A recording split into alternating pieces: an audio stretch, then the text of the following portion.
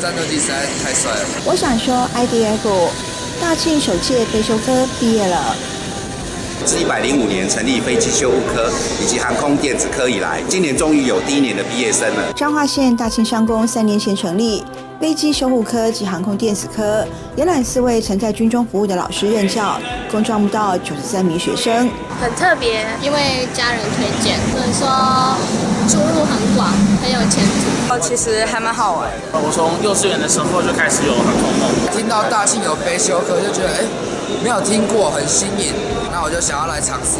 飞机修护科是属于动力机械群科它可以培养电子、电机，连汽车修护、机电整合可以涵盖在里面。老师他们都是从军中退下来，就是他里面比较有经验，也很快我们就已经学会。英文很重要，对于这个科系，专业名词都是固定几个，所以其实不会有去背的问题，只要念久一定会。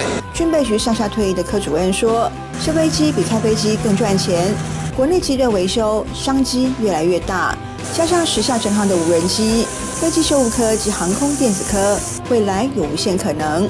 我们知道未来无人机的应用方面也非常的广泛，不管是在宅配、农林渔牧、救灾、飞机修护，不管是有人开的飞机或是无人开的飞机，都是我们未来可以就业的范畴。选读飞机修护科及航空电子科的学生们，也对未来充满信心，个个有明确的目标。未来就升学，朝这个科系走，朝空军方向一直学下去。军校的话，我可以实务，可是我又可以工作。